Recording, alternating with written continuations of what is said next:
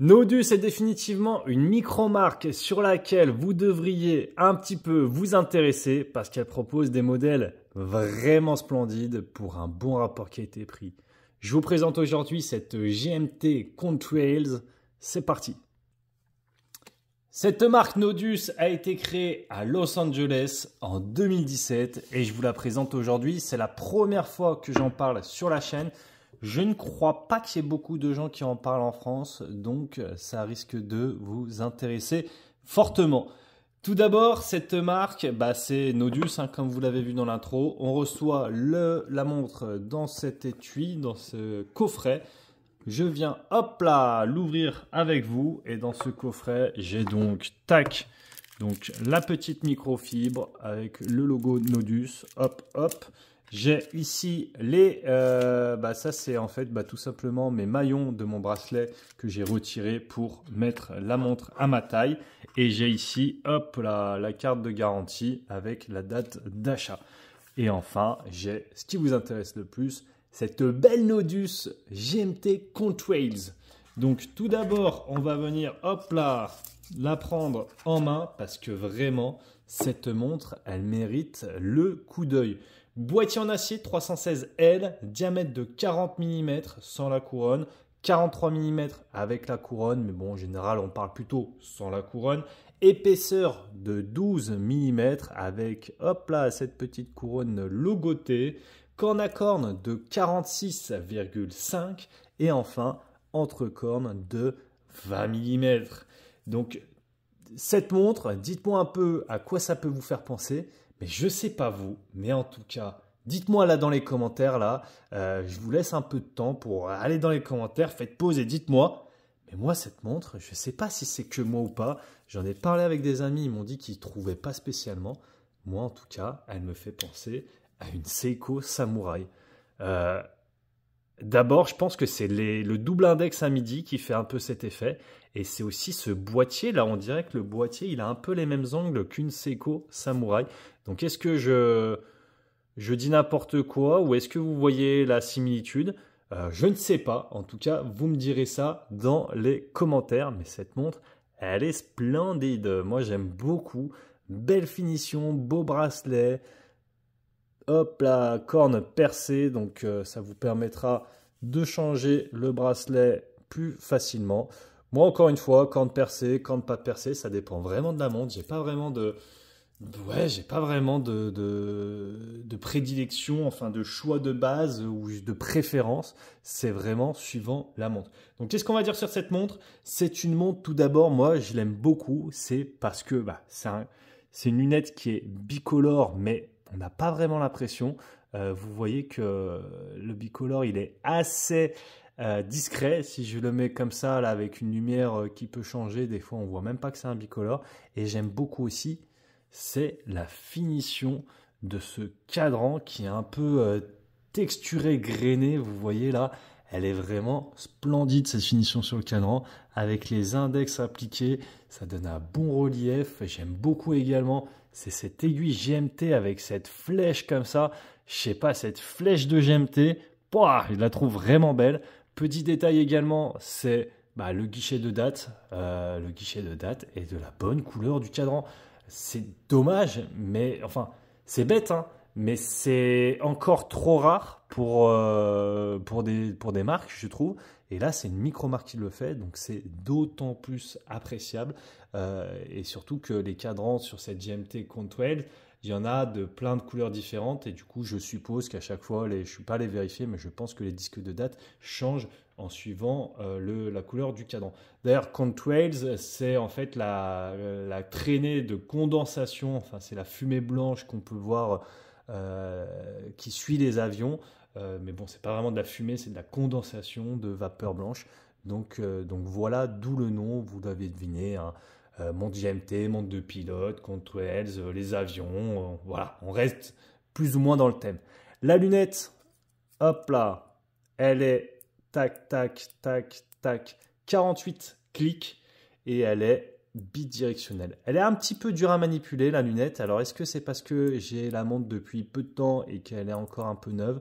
Je ne sais pas, quoique, en fait, Ouais, en fait, c'est comme la Black Bay 58, il faut venir, tac, l'appuyer devant. Et, ah, quoique, si on vient appuyer et après tourner, c'est peut-être plus simple que si on vient juste tourner. Bref, je pense que c'est un petit coup de main à prendre et effectivement, elle est relativement neuve. Je ne me suis pas non plus beaucoup servi de la lunette quand je l'ai portée, donc peut-être que ceci explique cela. Le calibre, c'est un calibre Miyota, donc c'est un calibre japonais, c'est un calibre 90-75 GMT, 42 heures de réserve de marche. D'ailleurs, à travers ce calibre, bah, on peut voir cette fameuse traînée de vapeur avec ce fond micro-biais. Moi, je trouve ça toujours très appréciable. Ah là, la mise au point. Hop là, les fonds micro-biais, je trouve ça toujours très appréciable. Lui, il est vraiment sympa avec les inscriptions Nodus, Contrails, 200 mètres. Donc ça, c'est l'étanchéité. On a Design and Assembled in Los Angeles. D'ailleurs, cette couronne, elle est vraiment sympa aussi. Vous voyez, il y a une bonne texture de couronne avec une belle finition. On a une bonne prise en main. Donc cette couronne, elle est vissée pour une étanchéité optimale à 200 mètres. Si je viens en position 1, j'ai tac, tac, tac, tac. Et là, vous allez dire, waouh, une heure locale GMT. Donc, c'est une vraie GMT, entre guillemets, puisque généralement, les GMT, par exemple, là, j'ai la Spinnaker, dont je vous ai déjà parlé sur la chaîne, qui est un petit peu moins chère, hein, par contre, que la Nodus. Mais on peut changer uniquement l'aiguille GMT. On ne peut pas changer que l'heure locale. Et c'est vrai que les personnes qui aiment beaucoup voyager apprécient particulièrement le fait que l'on puisse changer directement l'heure locale et non l'heure GMT. Donc là, en position 2, je viens bien sûr modifier mes heures. Et hop là, je viens me remettre à 10h10. Donc ça, c'est vraiment très appréciable pour cette montre GMT. D'ailleurs, il y a une autre chose qui est assez appréciable sur cette montre, c'est qu'on a donc l'heure locale. Ici, il est à peu près 10h09. On a l'heure GMT, donc 22h09, mais on peut également avoir un troisième fuseau horaire simultanément avec le Réo, parce que du coup, on va pouvoir venir modifier sa lunette pour traquer un fuseau horaire. Par exemple, je ne sais pas, là, si on est à plus 6, par exemple, tac, tac, tac. Donc là, je peux voir que si je mets ma lunette comme ça, j'ai l'heure GMT qui est donc à 22h, mais je peux avoir donc mon heure locale, donc 10 ou 12 heures, 10 ou 22h10, mon heure aiguille GMT 22h, et ouais c'est ça 22h, et mon troisième fuseau horaire, par exemple 4h. Mais si mon troisième fuseau horaire il est actuellement 6h, il suffit de modifier comme ça et de mettre 6h. Tout simplement. Donc ça, c'est pas mal. Ça permet non seulement d'avoir 2 fuseaux horaires simultanément, mais là, ça permet même d'en avoir 3. Après, potentiellement, n'importe quelle heure GMT peut le faire. C'est juste que c'est un petit peu plus pratique, le fait d'avoir cette graduation dans le Réo. D'ailleurs, sur le bout du Réo, on a cette bague blanche qui vient plonger dans le cadran. Je trouve ça vraiment sympa. Et je ne sais pas si vous allez le voir ou pas, mais sur les index, en fait, j'ai l'impression qu'ils sont légèrement inclinés, mais vous voyez sur le bas, là, sur le bord des index, on dirait qu'ils viennent plonger un peu en fait, dans le sable comme s'ils étaient inclinés. Donc c'est vraiment, c'est vraiment bien fait, franchement, pour une montre de sprint. D'ailleurs, le prix, j'en ai toujours pas parlé. Je vous le dis tout à la fin, mais en tout cas, on est sous la barre des 1000 €. Donc ça, c'est très sympa. Ce qui est très sympa également, c'est ce bracelet, les gars. Il y a un bracelet, donc là, hop là, boucle déployante. On vient le fermer ici. On a, tac, la petite, les 2 boutons pression pour venir tout simplement ouvrir ce bracelet avec le petit logo Nodus. Ici, avec les polis sur les côtés, ça vient bien catcher la lumière. Ça peut faire penser à un certain bracelet de marque assez connue. Et on a également, hop là, un petit truc ici. Donc là, vous voyez, on n'a pas de micro-ajustement. En tout cas, on n'a pas la pression. Il n'y a pas de petits trous. Donc, des fois, les petits trous, ça peut être un peu moche. Hein, vous voyez ici, bon, c'est pas très élégant. Après, c'est une montre vintage, machin, pourquoi pas. Mais ici, on n'a rien. Donc ça, c'est très sympa. Par contre, hop là, ici, je ne sais pas si vous voyez bien, on a un bouton. Hop là, vous voyez là, Nodex. Donc en fait, Nodex, c'est le système un peu de micro-ajustement qu'ils ont chez eux. On vient appuyer ici et quand je suis appuyé, alors je vais vous montrer en même temps, c'est pas évident. à travers la vidéo, mais j'appuie là à travers et hop là, vous voyez? Donc là, je rappuie et je peux venir le rentrer ou j'appuie et je le sors. Donc ça, petit micro-ajustement très pratique sur ce bracelet. Franchement, j'aime beaucoup. Je vais venir vous la repasser un petit peu au poignet, comme ça vous permettra de mieux voir. Je rappelle que j'ai un poignet de 17 cm. Franchement, les finitions sur cette montre, très sympa. La lunette, là, je l'aime beaucoup.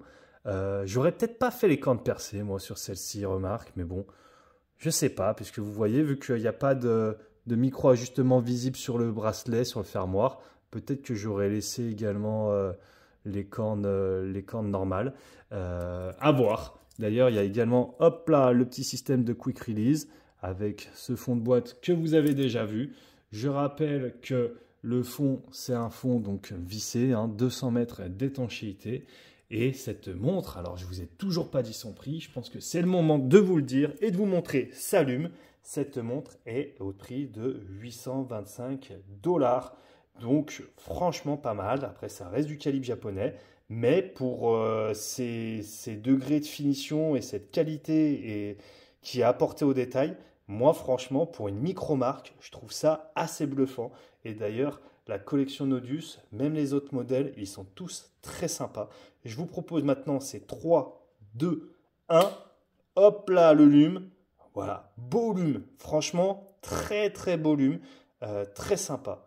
Vous me direz dans les commentaires ce que vous pensez de cette montre et je vous dis à bientôt les calibrés. Ciao!